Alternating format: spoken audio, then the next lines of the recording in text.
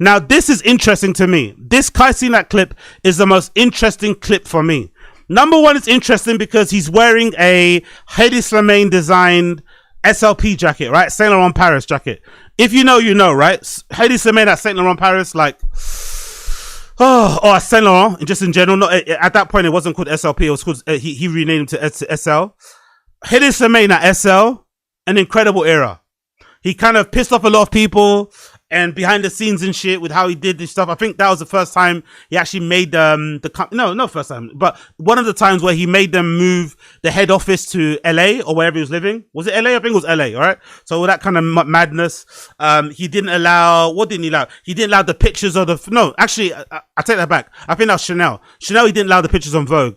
But still, he was very hands-on, very controlling about everything. But the output was incredible. My favorite thing to come from that output was definitely the first collection, Autumn Winter, the one that features the Wyatt boots, the one that features the fucking the skinny leather jet trousers with the leather fucking knee pads and the flannel and the jeans with the chains, like incredible shit. Stuff that nowadays is kind of come back into vogue, which I love, by the way. I've got a feeling like skinnies are gonna come back because everyone's wearing big jeans with Timberlands. I think the natural reaction is to come back with skinnies. So it's no surprise to see, you know, Kai Cenat on stage wearing a pair. I think he's wearing a pair of Dior jeans, Hedi Slimane jacket, true, you know, Chrome Hearts hat and shit, whatever. Anyway, all I have to say, in this clip, Kai Cenat announces that he wants to start his own fashion collection or fashion brand, whatever it may be.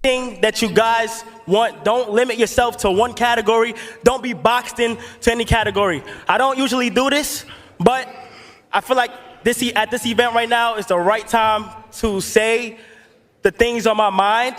And that's, for the past year, I've had dreams besides streaming to achieve and to pursue, and they're big, big dreams. I have dreams one day to become a fashion designer and start my own clothing brand. So big up Kai Cenat announcing that. I don't think anyone saw that coming. I'm not gonna lie. I don't think anyone really saw that coming. He's not really ever been seen as like a clothes guy. I know he dresses in a lot of cool brands and shit. There's always been that meme that he can't dress and he's a stylist and whatever else it may be. But to be fair, I have a lot of sympathy and patience for that, because I just think when you have the budget that he has, it can be hard to dress well. That's why I think A$AP Rocky is an exception and not the rule, right? A$AP Rocky is an exception, not the rule. I think most people that have the kind of money that Kai Cenat have are going to find it very difficult to dress well, especially if you're trying to dress well, because you have access to just too much. You can wear everything, you know what I mean? And I think sometimes fashion, sometimes style comes from you can sometimes have great style because of your lack of options, because of your budget, right? Because of your location, because of your access, whatever. That can sometimes limit the options that you have. So you have to make do with what you got. And then you can kind of develop a good style out of that, or just necessity, right? Maybe you just don't want to have to worry about thinking about different outfits every day. So you just pick a uniform and then it becomes easy to do it that way. So I have a lot of empathy for him that way. But I like it. I like the dream. I like what he's trying to go for. I wonder if this has anything to do with the marathon streaming. I wonder if that's in part due to also the, you know, feeling a bit depressed, because maybe you're feeling like you're not doing what you're meant to be doing. You're not going for everything that you should be going for, and you're instead doing the, you know, the thing that's the most easiest to kind of grasp at, which is streaming, which is something he's done for the most part of his life, or that he knows doing well. But deep down he knows, now that he's acquired all this success, all this wealth, that he should be using that to kind of pursue the other things that he also wants to in his life. Who knows? But my one hope for this dream that Kai Cenat has about, you know, getting into fashion, I don't know if he means get into fashion like with a capital F, if he means get into fashion and design like awful lot of cough syrup stuff and all that kind of shit. I don't know what he means, but if he does mean get into fashion with a capital F, I really hope, for the sake of future generations, for the sake of future generation of designers coming up, I hope he documents his journey actually trying to go to fashion school. That would be sick to see.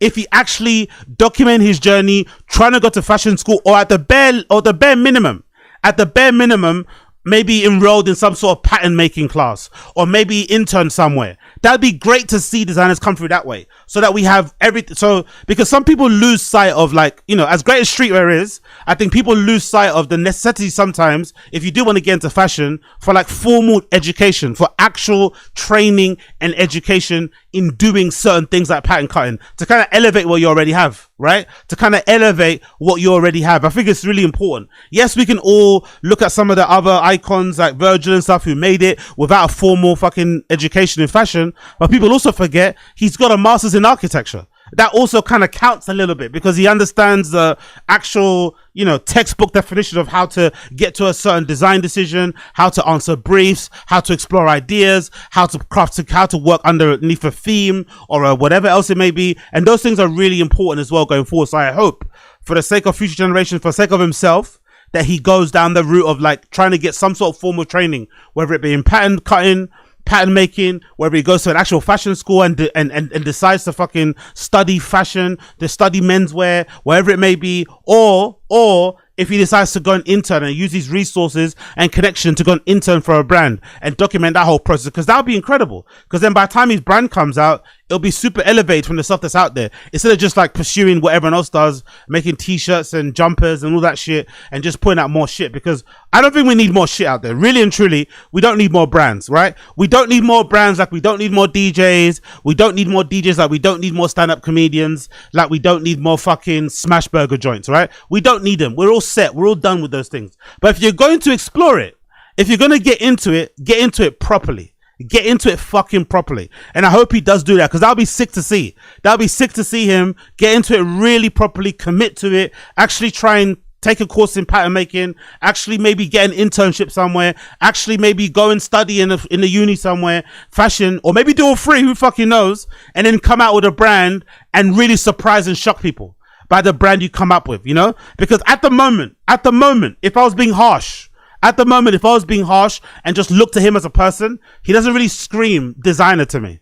There's nothing about the way that he dresses, the way that he puts together his stuff, that makes me think he'll be a good designer, you know? I didn't really see it. Maybe a DDG, because he wears a lot of clothes and gets sent stuff. Maybe I forgot the other guy, the guy with the mustache. He could also be someone, but I never really saw him as having any fashion tendency. So he's maybe kept that secret, kept that to himself, and not wanting to push it out there too much. Cool. But if that's the case, a bit of formal training to get a real understanding and appreciation for the craft, and then to use that education to kind of inform or to guide how your natural instincts work, I think is important.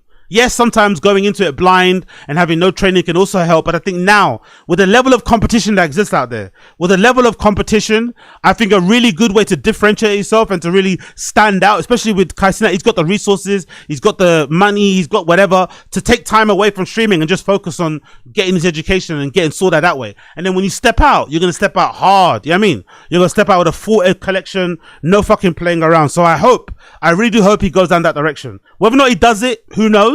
But I do hope that he at least maybe explores the idea of getting a formal fashion education and then exploring it that way, because I'd love to see it. It'll be amazing for the future generations to see as well his example of kind of going from, not knowing that much and then suddenly kind of it'll be the same way if you decide to start a music label, right? A lot of people take the piss out Cenat's lack of music taste, or just in general his lack of music knowledge. Imagine if he started a label and he really went into kind of focusing on like studying fucking the business of music, actually went an A&R somewhere as an intern or worked at a label as an intern. That'd be fucking sick to see for the kids. Oh my God, shit. He didn't really know that much before. Now look at him. It'll be the same for him. Be like, oh shit. He used to have some, some dodgy fits, but now look at him. He's putting out a full collection that everyone's kind of, in love with. So I hope that happens. Really do hope that happens. Big up Cenat. It's good to have those type of dreams. And obviously, here are some things that he was wearing, as you can see there. That's the jeans that he had on, the Dior jeans, wax jeans that look fucking amazing. With the Yeezys. Personally, I wouldn't have worn them with the Yeezys. I would have personally worn them with some Chelsea boots or some boots in general. I think they would have looked far better with that particular look. But I still love the returns, the slight return to skinny looking silhouettes. And that's SL, and that fucking Saint Laurent jacket from Hedi Slimane era is just goated. that entire stuff is good anyway. I was speaking to somebody about it actually recently, that I was going back to in Vogue Runway archives, let's say, and rewatching or relooking at all the old clips and stuff, thinking, you know what, I'm gonna start rewatching all that stuff now. Because the great thing about Hailee Semane's era at Saint Laurent was that a lot of these silhouettes, you can purchase these sort of things from vintage shops, secondhand. Yes, you can't get the exact copy, but you can get a similar looking jacket shape from a vintage store. You could get similar looking jeans from other places and stuff. Like the silhouettes are kind of, or the staples, the pieces, they're kind of easy to find in different places. Like the flannels, the bomber jackets, the leather jackets, that you can find little bits and pieces. So you can, what I used to do anyway, you can kind of use the runway looks to kind of guide your styling, or to kind of guide what piece that you buy, what kind of combinations go well with each other. Maybe if it's to guide how you choose your colors, how you put them together. But I do like that we're having a resurgence, a comeback of sorts when it relates to fucking skinnies. I really want to see more of this. I really fucking want to see more of this. But big up Kai Cenat. I'd love to hear about the dreams and shit. Just a small one, by the way. Just a small one to kind of move on from this. Right, slightly. I wonder if, like, this stuff that Kai Cenat is saying about his mental health, I wonder if the whole mental health angle has a lot to do, maybe somewhat to do, with the fact that he was streaming every fucking single day. What do you guys think?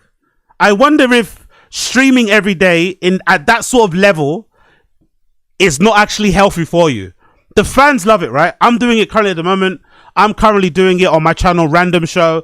Make sure you check out my channel, Random Show AZ. You can find it on the main link of my link tree. It should be on my link tree link, or if you go to my channel right now on YouTube, you'll find my link channel. It's called RS. You see the avatar RS is called Random Show. At the moment, I'm doing a 20-day marathon on my Random Show channel, obviously with the goal to obviously get my memberships up and to kind of fundraise as well for my trip to Berlin, hopefully in Christmas time. So if you want to support that, make sure you check out my Random Show channel. And I'm streaming every day for 20 days. I did a 30-day marathon previously, but I stopped and started and stopped and started and started and stopped. And, you know, the fans love it. The fans love it. Everybody seems to really have a good time when I do those marathons. If I miss a day, you know, people be on my ass, DMing me on Instagram, tagging me on my Discord, leaving me comments, you know, sometimes encouraging, sometimes mean-spirited to try and get me back to streaming. So the fans love it. The fans want to see more content, viewers, more content, more content, more content, more content. But I can't lie, being consistently in front of a camera and talking every single day, not even having like a day where you can just have a break, it does take its toll. It's not, I'm not going to say it's anything equivalent to working a real job. It isn't, but it's not easy, you know? It's not easy. Now, on my scale, on my miniature scale, I cannot imagine how much more stressful and difficult it must be at Kai Cenat level. When you're dealing with sponsors, advertisers, you've got a team. Did you see that stream that he does, right? Which I love. The streams that he does in the mansion. He does these streams in mansions where he has like a full television crew in some extent, like a full control center in one of the rooms with like screens, like, you know how you do like in TV where they have the control center and they have all these screens across the wall and you can kind of control what cameras, what blah, blah, blah, blah. He has all that shit going on. He has to deal with his team, deal with his family, deal with his AMP boys, bloody blah, blah, blah. It must take a lot out of you to do that every day. Run a business every day while also streaming and being in front of camera and having that kind of jovial, you know, whatever, loosey-goosey kind of personality. It must be difficult. So I wonder if all that mental health stuff he's talking about is more to do with the marathon and maybe it coming to an end, but he's suddenly starting to feel the effects of going on so many subathons because they're beneficial, right? Subathons are beneficial because it allows the streamer to make a lot of money. It allows the streamer to lock in some memberships, which can then kind of, you know, secure your quote unquote income for the months to come and shit. And also it kind of gives people an idea. It's a good way to advertise what you're about content wise, right? You get to put out a lot of stuff to, you know, on a consistent basis, and fans can kind of, or prospective fans can kind of get an idea of what you're about, what you kind of stand for, what you kind of do. And if they like what they see in that marathon, they can kind of subscribe and continue watching you or supporting you on your journey. But for the person doing it, it can be stressful. I'm not gonna lie, and I've felt it a tiny bit on my level, a tiny bit, especially when it comes to missing a day. I've noticed that really with missing a day. I've noticed how people are. Like you miss a day, and you have people on your head top acting like you missed a week. You know, not at least acknowledging that you were on stream for like, I don't know, 17 days in a row prior. It doesn't matter. So it kind of reflects real life, really. It kind of reflects real life entertainment industry. No one gives a fuck what you did 10 years ago. It's what have you done for me lately? And that's the cruel, harsh reality of maybe not life in general, but I think life in the quote unquote entertainment industry. It really is a what have you done for me lately industry, which is why it's important, I think, really, when you come in to have your goals really locked down, to know what you want to achieve. And then once you achieved it, bounce, leave. Don't keep competing, because if you try and compete, if you still try and be involved, people are going to expect you to perform at the level that some of these new guys and girls are performing at, when sometimes you can't, because, you know, you've had your time in the sun. So it might be important to just be like, you know what, like, so even though this sounds weird, it sounds counterintuitive, it might be actually a good thing for Kai Cenat's overall mental health and overall dreams to be like, you know what, I've done what I need to do in streaming, I've done what I need to do in content creation on a higher level, I'm a retire, right?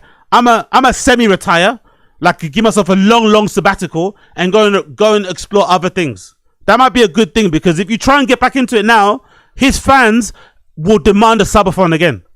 If he goes back on stream again today and he doesn't do a stream again, you know, on fucking the next day, his fans will be on his ass, you know? That's how unforgiving it is. It's so unforgiving that way. So it's kind of funny to see it be reflected on my level, which is a small level, and it be reflected slightly on Kai Cenat's level too. So big up fucking Kai Cenat. We love to see it. Hopefully he figures it out.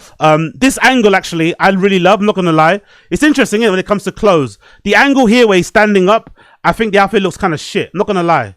I think it looks kind of shit in that. Maybe it's the angle itself, but I don't really like how it looks. I don't really like how he stuck his trousers behind the tongue of the fucking Yeezys either, right? It doesn't look that great. But this angle here where he's kind of lying down on the steps at the Streamer Awards, I think this looks fucking cool. The outfit looks really fucking good here. Like, I love how the snakeskin pattern at the back of the Yeezys, that kind of fade, it kind of matches a little bit of the wax and fade going on here. I like how he tied it and kind of had the tongue in front of the jeans. Yeah. Even the Chrome Hearts hat looks really good here with the jacket and shit. Personally, I wouldn't have worn the baseball hat myself, but I think it looks really good here. Angles are really important when it comes to fit pics, isn't it? Angles are so important, because him standing up, it looks very, very bad. It looks very sneaky. But him lying down on those stairs, like, he looks fucking great. I'm not gonna lie. Yeah, so big up Kai Cenat. Big up Blood Clot Kai Cenat. Big up Blood Clot Kai Cenat.